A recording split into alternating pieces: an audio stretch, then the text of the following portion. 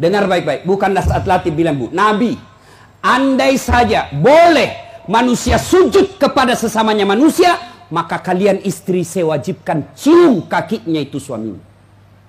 Kenapa? Karena ibu harus tahu.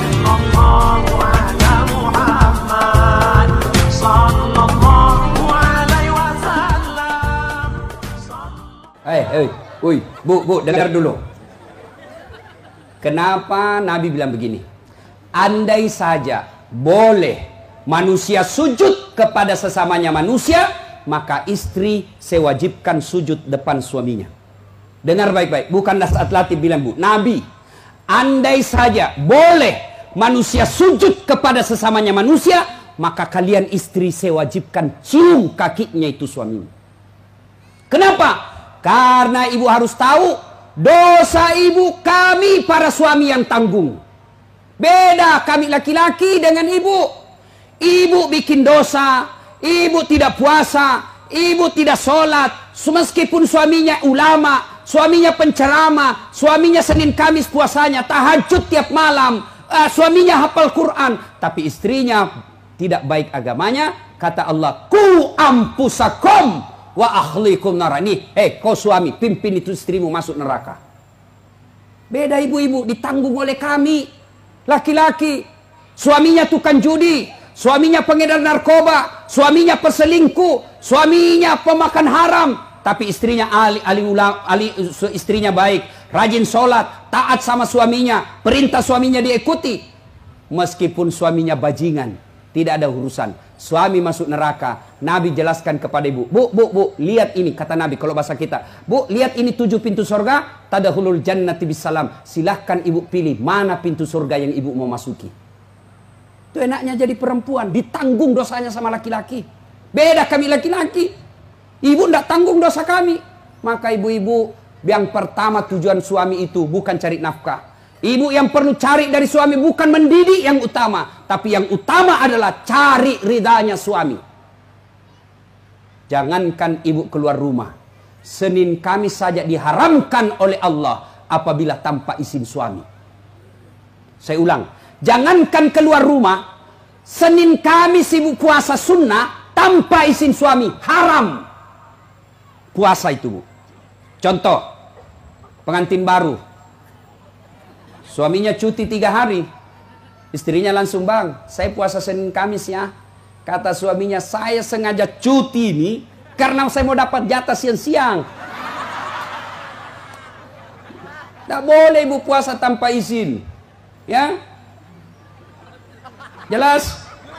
Jelas ibu? Jelas? Dengar lagi. Ada orang bertetangga, marah ini tetangga, lapor sama Nabi. Apa pasalnya? Sakit ini bu tetangganya, dia datang panggil anaknya, seorang perempuan. Bu, ibu mamanya lagi sakit, datang ki pergi lihat ki. Apa kata ini ibu anaknya? Mohon maaf, suamiku pergi tugas, saya dilarang keluar rumah sebelum suami saya pulang. Sakaratil maut ini ibunya, datanglah ibu, sudah sakaratil maut ibumu, kau datanglah besuk dia. Saya minta maaf, saya mau sekali tapi suami saya belum pulang. Akhirnya meninggal, mau dimakamkan, datang lagi. Bu, sudah meninggal ibumu, kau datang yang terakhir kalinya. Mohon maaf, saya cukup berdoa. Kenapa? Suami saya belum pulang, saya tidak berani tinggalkan rumah. Marah yang manggil-manggil, dia pergi lapor sama Nabi. Ya Rasulullah, tetanggaku keterlaluan. Dari sakit, sakaratil maut sampai meninggal, tidak datang lihat ibunya. Saya 3 kali datang memanggilnya. Kenapa kata Nabi? Dia dipesan sama suaminya, jangan keluar rumah sebelum pulang. Mendengar ini, apa Nabi marah? Subhanallah, Nabi justru menjelaskan, alhamdulillah diampuni seluruh dosa ibu yang meninggal karena punya anak yang taat sama perintah suaminya. Ada ibu-ibu Bayangkari begitu sih? Ada? Yang banyak saya lihat baru 10 menit pergi suaminya juga keluar juga dia Pak. Dia tawaf satu komplek. Dia kelilingi semua komplek. Masya Allah. Ya, alangkah bahagianya kita suami pergi menjalankan tugas sebagai aparat negara. Lalu istrinya sholat duha 8 rakaat. Selesai sholat duha dia kirimkan SMS suaminya. Pak, jangan menghalalkan segala cara. Rezeki sudah Allah tentukan. Meskipun bapak kejar kalau bukan rezeki, bapak tidak akan masuk. Tapi meskipun bapak tidak kejar setengah mati, kalau rezeki bapak pasti masuk. Bapak, jangan menghalalkan segala cara. Salam sayang selalu dari istrimu di rumah. Bahagianya. Itu suami kalau dapat SMS begini, Bu, dia kasih lihat itu semua di kantor di Polsek.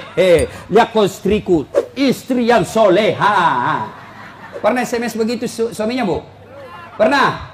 Paling SMS, jangan lupa singgah beli gas. Masih baik kalau gas, kalau pembalut. Saya pernah rasakan ini, Pak. Saya pulang tak siang malam-malam, tiba-tiba mamanya cek SMS. Ustaz, habis pembalut. La haula wala quwata illa billah. Saya singgah di warung, saya berdoa, mudah-mudahan tidak ada yang kenal saya. Begitu saya bayar, tiba-tiba ada ibu bilang, Ustaz beli pembalut. Langsung aku bilang, biar Mi, daripada saya melahirkan.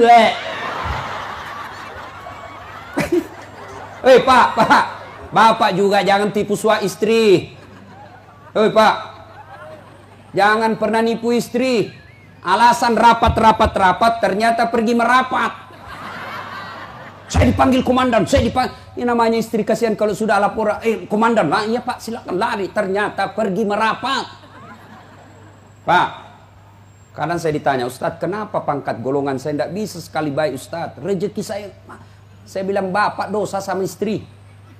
Gimana Allah mau bukakan pintu rezeki kalau orang yang setia menunggu Bapak di rumah Bapak khianati? Ya? Masih ingat waktu menikah? Apa kita ucapkan waktu menikah?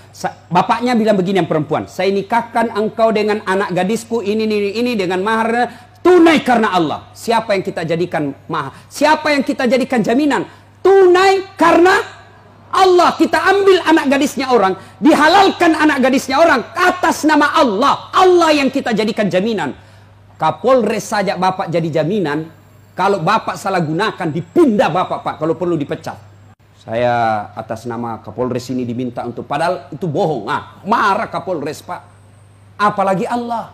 Maka Bapak kalau sengsara hidupnya, susah rezekinya, koreksi. Mungkin Bapak terlalu banyak mengkhianati istri. Gimana Allah mau bukakan pintu rezeki? Kalau istri suka marah-marah, Bapak, kalau istri suka marah-marah, rumusnya diam.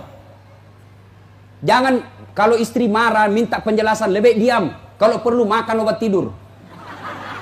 Karena itu perempuan kalau dia sudah marah, dijelaskan, tidak jalan otaknya, Pak.